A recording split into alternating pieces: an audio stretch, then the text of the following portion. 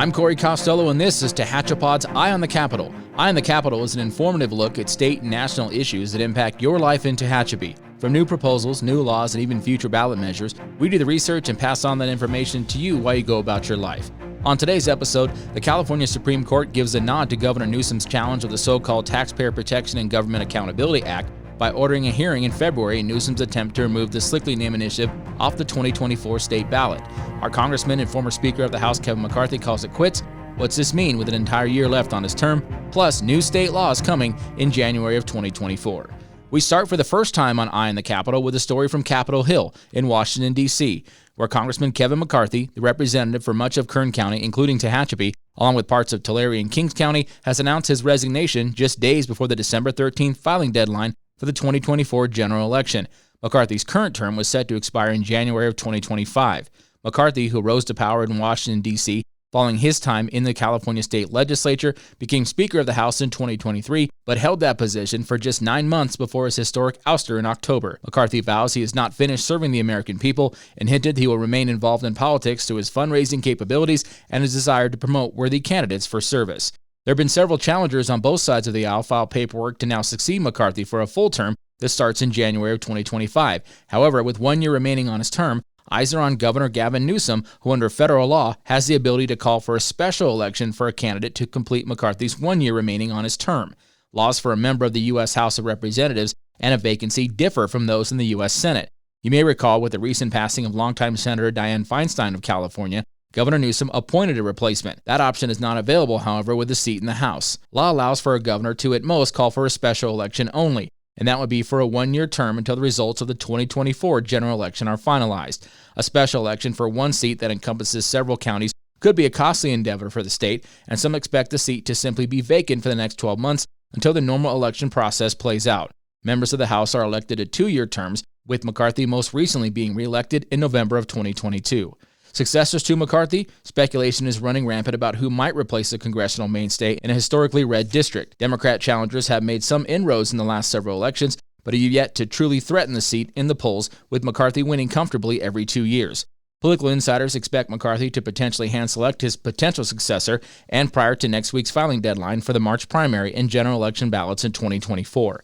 Kern County political consultant Kathy Abernathy told the Bakersfield Californian that she hopes the next successor will be from Kern County, who have held the congressional seat for more than 50 years. She said, quote, "I know several good people. We have a lot of strong elected Republicans." Her mention of elected could indicate the successor is already serving in an elected capacity. An update on an issue that has been covered in previous episodes of Eye on the Capitol is the proposed ballot initiative by the California Business Roundtable, a cohort of some of California's wealthiest corporations who are seeking to redefine what is considered a tax or a fee in California.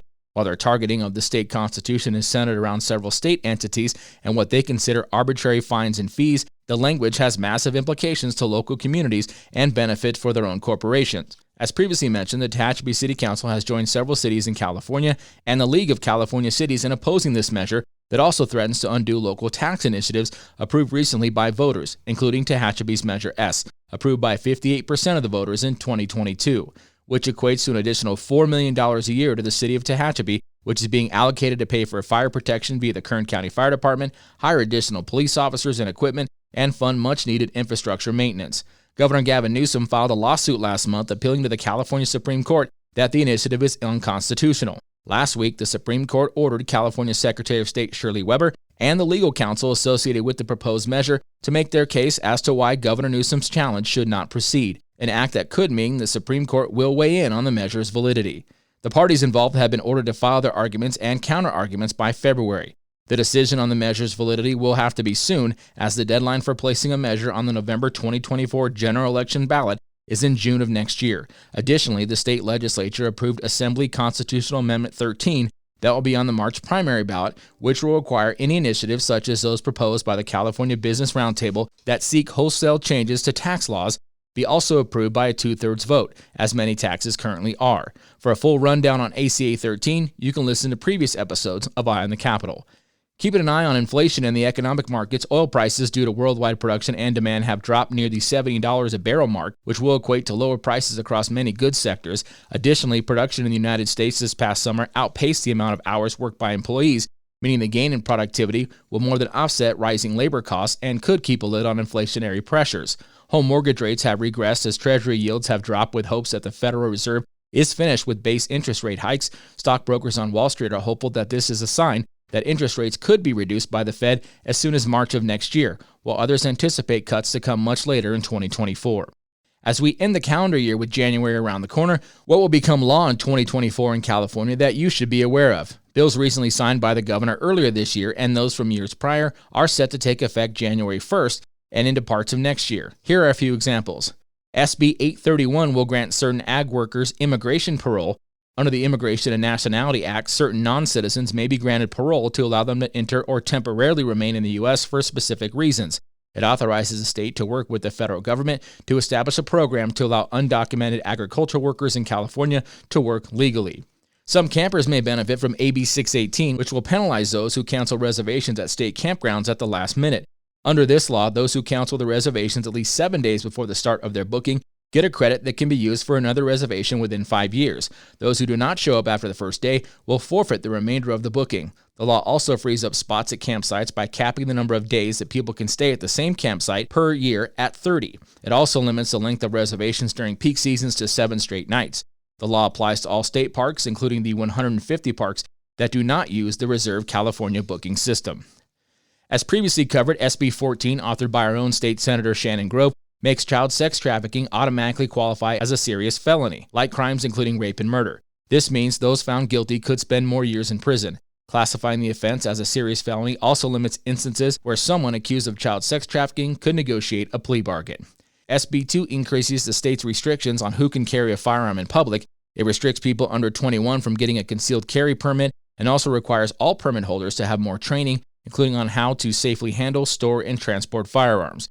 The law also sets limits on where people can carry a firearm called sensitive places, which include schools, parks, playgrounds, and banks.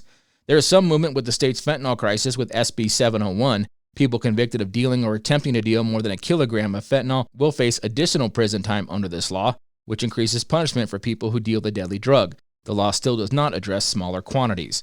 On the minimum wage front, California's minimum wage will increase to $16 per hour for all employees on January 1st. Some cities and counties in California have a local minimum wage that is higher than the state rate. The change in the minimum wage also affects the minimum salary for an employee must earn to meet one part of the overtime exemption list. As of January 1, 2024, employees in California must earn an annual salary of no less than $66,560 to meet this threshold requirement. In 2023, the minimum wage was $15.50 for all employees, regardless of employer size. This is in addition to the $20 an hour minimum wage and increases mandated for fast food workers, which will start in April, along with additional minimums and increases for healthcare workers in the state. SB 700 modifies existing law to make it unlawful for an employer to request information from an applicant relating to the applicant's prior use of cannabis or to use prior criminal history of cannabis use. The bill retains the same exemptions noted above, adds an exemption where other state or federal law permits criminal cannabis use history, and exempts employment in the building and construction trades.